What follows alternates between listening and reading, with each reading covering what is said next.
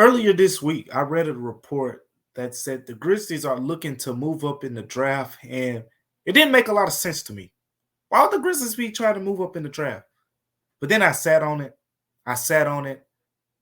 and then it clicked.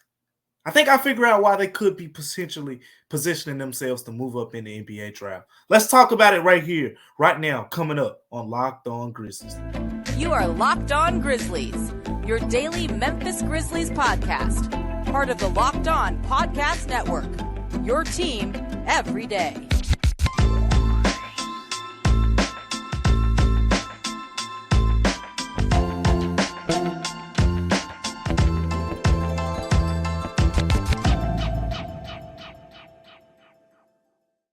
What's going on, everyone? Welcome back to Locked On Grizzlies. I am your host today, Damichael Cole, beat writer at the Commercial Appeal right here in Memphis, Tennessee. Today I'm going solo for the man Joe Mullinax, who has been working really hard to keep the show going on Locked On Grizzlies. Joe deserves a day off. Joe's been great, and Joe has done a lot of great things for the show. So today it's just going to be me. Today you're going to be tuned in with me on this episode of Locked On Grizzlies. And today's episode is brought to you by Game Time.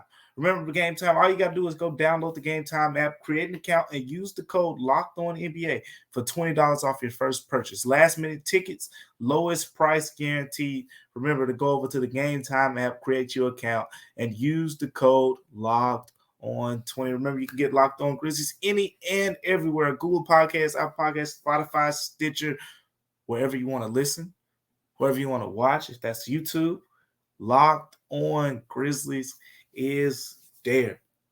So I was saying at the top of the show that I was reading a report from Jonathan Givony at ESPN, and he said some kind of interesting things about the Grizzlies and their draft approach. And we'll get to that. And if you're tuning in right now, you see on today's show, we got three main topics on the dish for today. The Grizzlies moving up in the draft is the first topic we'll discuss. In the second segment, we'll talk about how the new CBA affects the Grizzlies draft. And then third segment, we'll talk about draft player positioning in terms of what position should the Grizzlies be pursuing, where we've seen, them bring in players from all respective positions, whether it's wings, guards, and big men. They've brought in players for workouts at all the positions, but which position makes the most sense? I think I got a good answer for you, so stay tuned for that third segment as well to see what I have to say about that. Now moving on to the first segment, what we got to talk about, what we got to start the show with, which I think is a very important topic here. And then Jonathan Givony at ESPN. He did the mock draft, and at 25, as we've talked about on a recent episode, so go check that out as well. A couple episodes ago, me and Joe Mullinax talked about Brandon Podziemski, his fit, the Santa Clara shooting guard, 20 years old, started his career at Illinois, second year, played at Santa Clara, had a really good season, averaging over 19 points and 8 rebounds, shooting high efficiency from the field and from three-point range. But here's what Jonathan Givony said when he positioned the Grizzlies to pick Brandon Pods with the 25th pick in the first round. He said, Podziemski fits the productive and versatile role player Memphis has targeted in past drafts. He would have a chance to earn playing time in a backcourt that will be much thinner once Ja Morant's suspension is announced. Memphis is another team. Now, this is what the part you have to focus in on, because this is what we're going to talk about. Memphis is another team that is believed to be aggressively looking for opportunities to trade up into the late lottery to middle first round portion. So first thing I want to say is Jonathan Givony is one of the most respected, one of the most credible draft guys out there. And he said Memphis is another team that is believed to be aggressively looking for opportunities to trade up into the late lottery to middle first round portion. He didn't say for certainty. I don't think that's at least how I interpreted that. He didn't say sources have told him that the Grizzlies are looking to move up. He said it's believed to be, meaning I'm sure he's probably hearing from people that they believe the Grizzlies will move up, but maybe there's nothing concrete. Whereas some people have looked at this report and taken it as, oh, yeah, the Grizzlies are definitely looking to move up. I'll pump the brakes there As many of you have heard me say, I wouldn't be surprised if the Grizzlies trade back. And we'll get to that more in the second segment. But I don't initially when I saw this, because it shocked me, because I don't see the Grizzlies trading up. I haven't heard that from anyone, that the Grizzlies are looking to trade up myself. But I thought on it. I sat on it. I said, okay, I see why he's saying that. It makes a little sense. So let's get into it. Let me see why does it make sense for the Grizzlies to potentially move up in this draft? Well, let's go back to the last draft, right? The last time we saw the Grizzlies move up in the first round, they positioned themselves to draft David Roddy. And when they moved up to select David Roddy, in that case, the Grizzlies basically added DeAnthony Melton as a throw-in on that deal. Come up with is, if the Grizzlies move up potentially in the draft, it would only make sense if they package another player that's currently under contract in addition to their first round pick and moving up. So let's give some examples here, and I'll explain why that makes sense here in a second. First, you want a first round pick. The Grizzlies picked 25th. He said late lottery, so you're talking, 13th, 14th pick potentially, somewhere in that range, or middle of the first round. I pointed out a couple destinations. There's also been, the reports about the Lakers, right? The Lakers as a team that could potentially be exploring trade scenarios. I think this was Gavani as well who reported that. He said the Lakers are exploring trade scenarios as well, especially with teams that have multiple picks. The Grizzlies, they only have one first-round pick, but they have multiple picks in terms of they have multiple second-round picks. They have multiple first-round picks for next season. So the Grizzlies have a lot of flexibility there. And, again, the Lakers are a team that's believed to be potentially trading back. The Lakers have the 17th pick. And then another team that stands out to me is the Brooklyn Nets. The Brooklyn Nets have two picks at 21 and 22. It's very rare that you see teams take two picks back-to-back.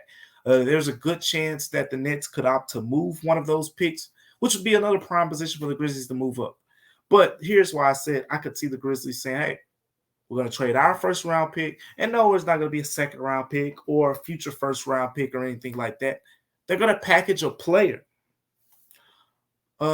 Players that potentially make sense for this, it's a long list. It's a long list because we talked about who's safe, who's not safe already. Go check out our last episode. Me and Joe talked a lot about that on the last episode, Locked On Grizzlies as well. But for sake of conversation, I'm going to throw out all the wing guys here.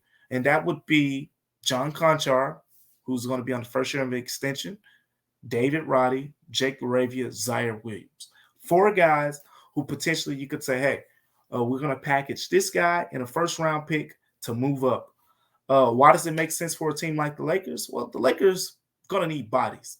The Lakers are a team right now, outside of Anthony Davis, LeBron James, and I think 1 or 2 more players. That entire roster is about to go through free agency. So their core guys are in attack, but they need bodies. They need depth. They need quality depth. The draft is the easiest position to go get cheap depth. And I think, trading back allows the Lakers to say, hey, we'll pick up additional first-round pick and possibly potentially an additional second-round pick.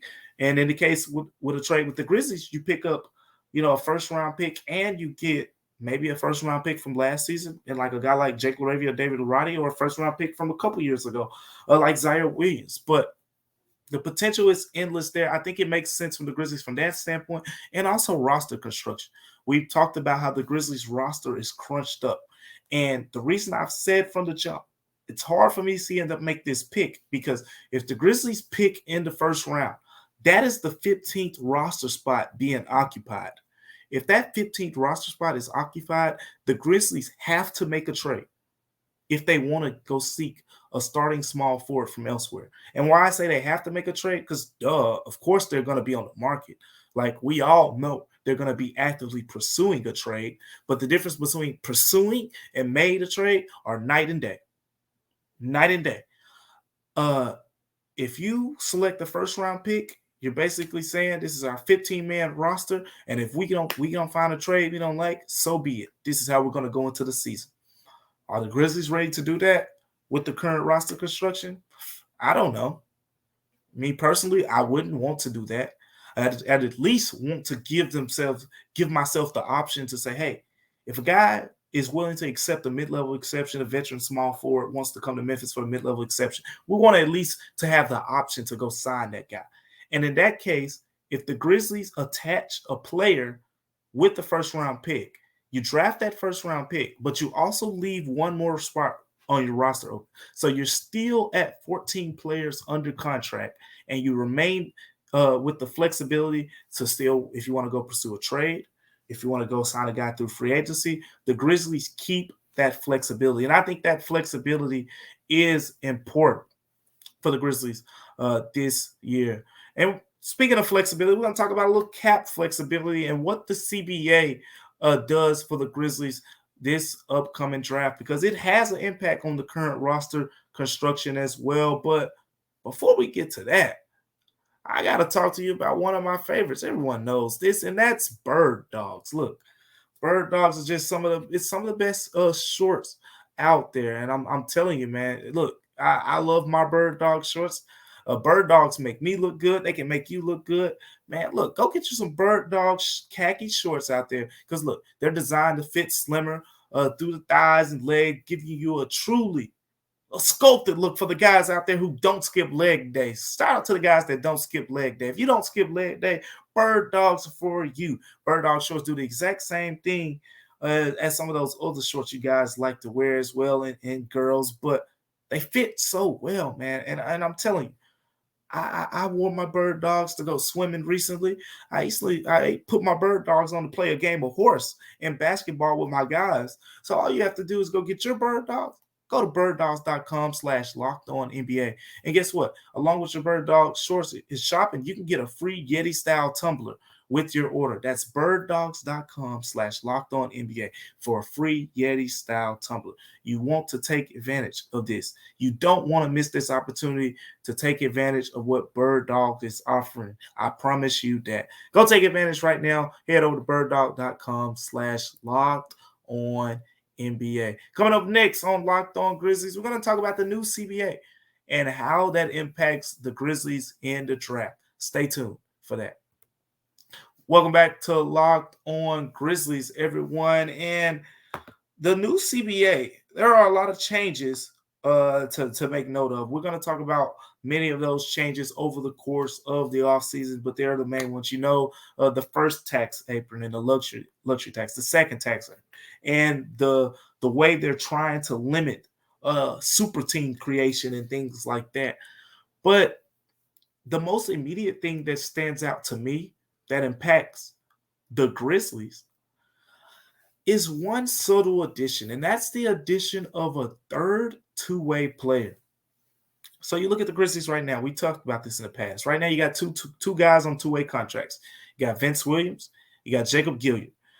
Vince Williams, I'm not going to say I'm high on, but I can see him being an NBA player because he shoots very well from three-point range, as he did, in G League. Didn't shoot well in his limited minutes with the Grizzlies, but he never played rotation minutes and whatnot. So he has a nice looking shooting stroke, and he has size. He has the long arms. Like, he looks like one of those guys that the Grizzlies like. But is there room to play him here? That's to be determined. But he has a two-way contract right now. Then there's Jacob Gilliard. Basically did not sign a two-way contract until the last game of the season, one of the last two games of the season, when Kenneth Lofton Jr. got his contract and Kennedy Chandler was waived, who's actually given us a guaranteed contract from the Grizzlies as a second-round pick. Kennedy Chandler was waived. So that opened up a two-way slot with Kenneth Lofton Jr. signing a standard deal. And Jacob Gilliard, who played, again, with the hustle, I think he was on an Exhibit 10 deal. And the Grizzlies put him on a two-way contract. So those are two-way guys right now. The new CBA will allow teams to keep 3 two-way players. That stands out for the Grizzlies probably as much as any other team out there, because I've talked about other different ways this works. Well, for one, the Grizzlies could use the extra spot.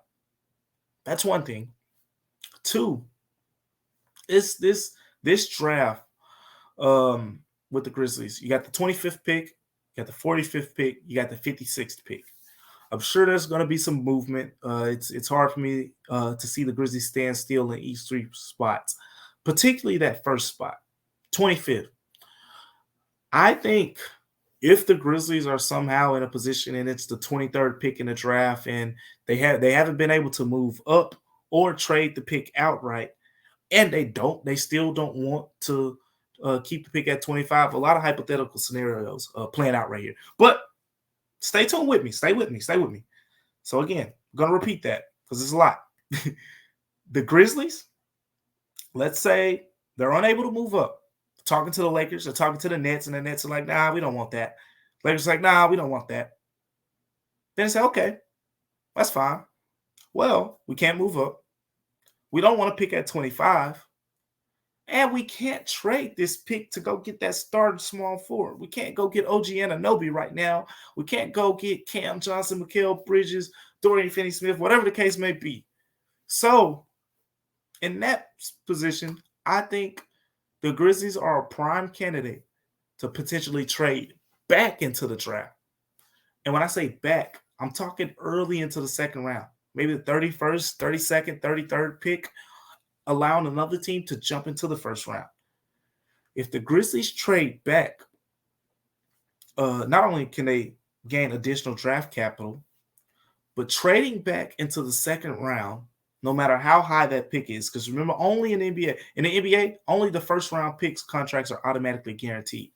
You can draft a guy technically, and we can argue if this is fair or not, but it's the situation that the Grizzlies are in right now. You can draft a guy at 33 or 34 and place that player on a two-way deal. Now, if said player actually outperforms, the 33rd draft spot or the 34th draft spot, now you got a decision to make. And that's a good problem to have. But for the sake of roster building, that third two-way spot comes in handy because the Grizzlies, if they don't like what they have at 25, I'm sure there are going to be some other teams that will want to move up. The Grizzlies can just slide back just 5, 6, 7, 8 picks. If you to that range, the Grizzlies will be in position to say, hey, we can draft a guy who we probably actually like at 25. Remember, I've talked about this in the past. I think they got Kennedy Chandler. I'm not sure what the exact number was, but it was either high 30s or somewhere in the 40s last season. They got Kennedy Chandler in the draft. And from talking to people around the Grizzlies, they actually liked him in the 20s where they selected David Roddy and Jake LaRavia. They liked him in that range. And quite frankly, they didn't think he would still be on the board. So there are going to be some players who the Grizzlies like at 25 who will still be on the board at 33, 34, 32, 31, whatever the case may be. I think the new CBA helps the Grizzlies out from that perspective. But not only that, it helps in the second round as well. Because if they're trading back to 31, 32, 33, well, what about those other 2 picks? What about 45 and 56? Now you're getting into decision time. We'll see if they keep both picks. We'll see if they potentially package 45 and 56 and say, hey, we want to move up to 38 or whatever the case may be. The Grizzlies, again, they're going to be really flexible in this draft. Don't expect the Grizzlies to just go into this draft and draft 25th, 45th, and 56th and just go back and go to sleep. I don't think that's what's going to happen. I think you can expect at 45 and 46, if they draft at those slots, those are more than likely going to be two-way players, which creates a conundrum because now you got Jacob Gilliard's spot. You got potentially, if they move back in the draft, a spot, or if they keep that player in the first round, now you got 2 players battling for 1 spot on a two-way contract unless you're moving Jacob Gilliard or Vince Williams offer their two-way deal and waiver them. So basically, the whole point of this is to kind of let you know that this will be an active Grizzlies draft. And quite frankly, it has no choice to be one. In the past, the Grizzlies weren't in positions where it's like, oh, they have to make a move in the first round. They have to make a move in the second round. I'm here to tell you, the Grizzlies have to make a move. It's the only way this thing is going to work. Because if you just go into this draft and say, hey, we're going to draft 25th, we're going to draft 45th, and we're going to draft 56th. At 25, that player becomes the 15th man on your roster. At 45 and 56, those players get put on two-way deals because you have no other standard roster spots. So those players get put on two-way deals, which means Vince Williams or Jacob Gilyard will be getting the boot.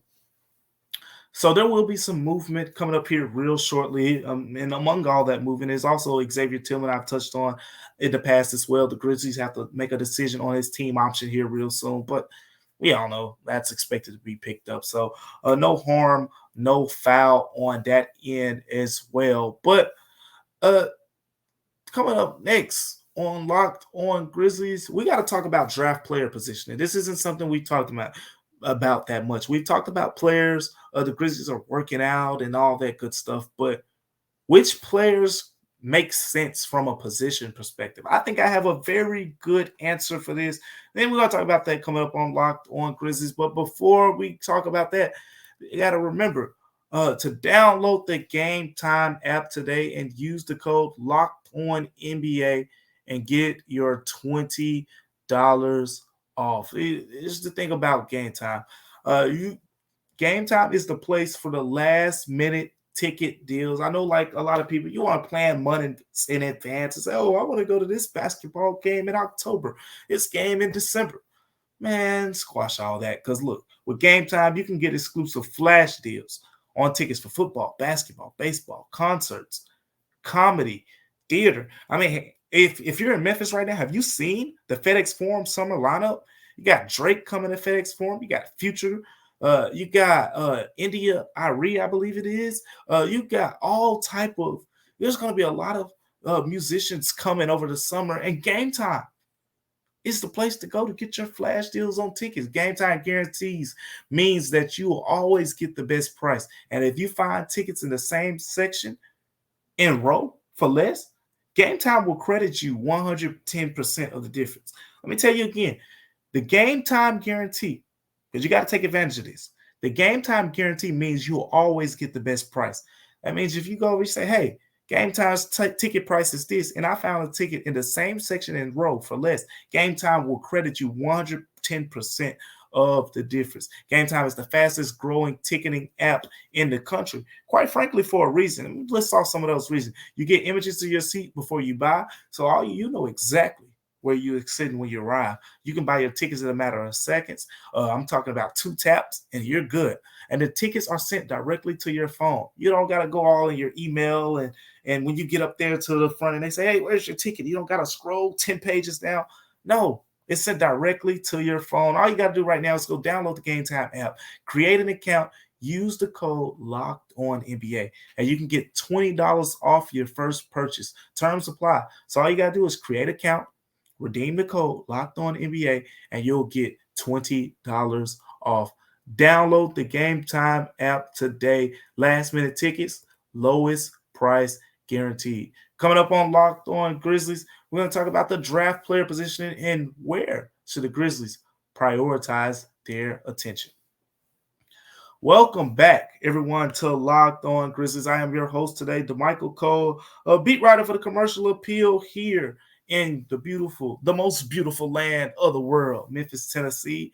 And if you haven't tuned into the whole show up to this point, we talked about the Grizzlies moving up in the draft, potentially tried to make sense of it. There were some reports out there previously that the Grizzlies could be potentially looking to move up in the draft. I think I kind of figured out why that would be the case.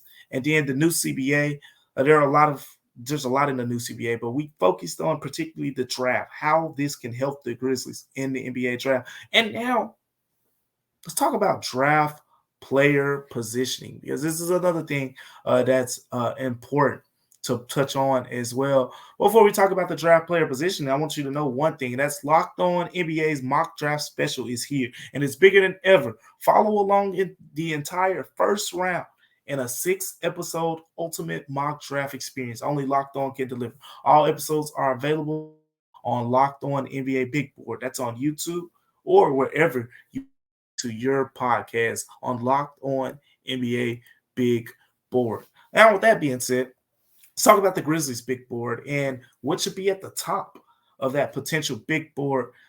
For me, it's the big guys. Let's do the whole roster breakdown real quick. Point guard, you got John Morant and Tyus Jones right now. And if you don't have Tyus Jones, guess what? If is involved in some type of trade for a starting small forward or some type of upgrade, guess what? You can go out in free agency, go get a guy for cheap to play a backup point guard role rather than depend on someone in the draft. Look, I think the Grizzlies are well beyond that point. You know, we've seen a team like the Pacers draft Andrew Nembhard, and he was a nice backup point guard for them, and whatever the case may be. And I think he played on and off the ball because they had TJ McConnell as well. But the point is, the Grizzlies are well beyond the point of saying we want a rookie to be our backup point guard. So there's that. You got Desmond Bane, and you got 50,000 other people. So there's that. Same thing for small forward. You don't know who's starting yet, but whatever the case may be, you're probably going to have Jake LaRavia, Zaire Williams, David Roddy, John Conchar all factoring into that conversation. And a couple of those guys will be factoring into shooting guard as well. Then power forward. Power forward is loaded. You got Jaren Jackson Jr., you got Santi Aldama, you got Xavier Tillman capable of playing minutes there.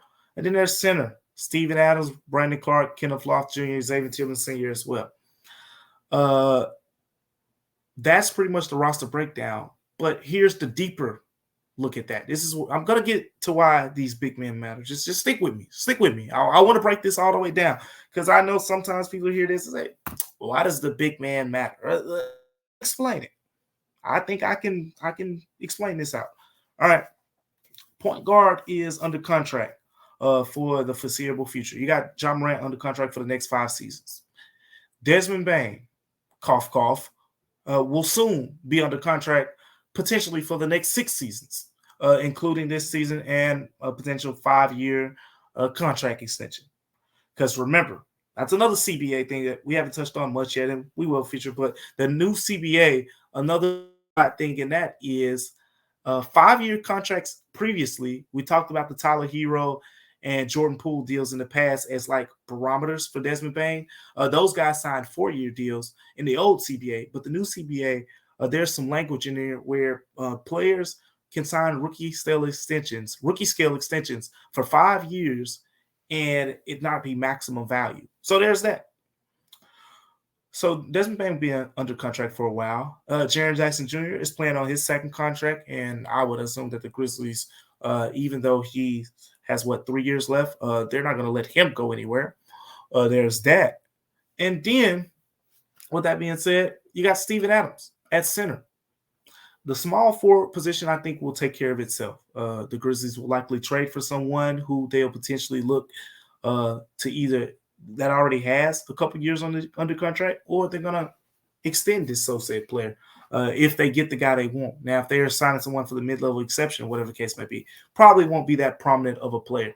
But based on all the draft capital that has been spent on small forward, you don't need to draft a small forward in the 20s or the 30s again after you just drafted Zaire Williams, Jake LaRavia, and David Roddy in a similar position. So that all leads me to one spot, and that's the big man. That's center. Here's my theory. I think the Grizzlies go draft a center, draft one of those raw guys. We're going to throw some names out there on later episodes. I don't want to give it away yet. I think you guys know which name I'm alluding to, but we'll get there. We'll get there. But right now, we just want to focus on the position. I think the Grizzlies can draft a guy, whether it's 25 or they trade back or they trade up. There are bigs who will be in that range no matter whatever the case is. You draft a big man, rookie year, you say, hey, man, look, We got Steven Adams. We got Xavier Tillman. They're proven. We know exactly what they're going to bring to the table. We got Kenneth Lofton Jr. You go sit over there on the bench. You go down there in South Haven. You play with the Memphis Hustle. You get you some big minutes, and let's see what you got. Then in year 2, it's like, okay, now we need to see some more things. Come on, we're gonna bring you up with the Grizzlies. Here, let's give you some spot rotation minutes. Let's see what you do with those rotation minutes. Let's see if you can be a spark plug of any kind. Okay. And then in year 3, remember what happens in year 3. Right now, if the Grizzlies pick up Xavier Tillman's team option, that only lasts through this season, meaning he'll have to either be extended or he'll be a free agent after next season. So that's the Xavier Tillman book right now. Brandon Clark, I think he's just a great backup big. I don't foresee the Grizzlies turning him into a starter right now. So Steven Adams is your starting center. And Steven Adams, for one, I've said, is someone I consider a core piece to this team right now because he gives you something that no one else in the NBA can potentially do better than him. And that's offensive rebounding, that's screen setting. He's the best at that. That makes him a core player in my mind. But Steven Adams signed an extension before last season, 2-year deal. Played out this past season. Now he has 2 more years under contract. I think at that time, Steven Adams is going on 30 now, so he'd be going on 32. We'll see if the Grizzlies will look into the idea of bringing him back. But the point is that the Grizzlies will be in position to say, hey, this is our next potential bigs that we have waiting in the wing, whoever they draft in the first round. And with this guy, what the Grizzlies will do is say, hey, your first year, learn the ropes. Steven Adams is a great teacher. Learn the art of screen setting. Learn the art of offensive rebounding. And learn from him. Learn from Brandon Clark. Learn from Xavier Tillman Sr. Year 2, you're looking at Steven Adams and Brandon Clark potentially being your top 2 centers. Now you're talking about Kenneth Lofton Jr. potentially breaking into the rotation, or so said drafted big. That big is going to have to get spot minutes.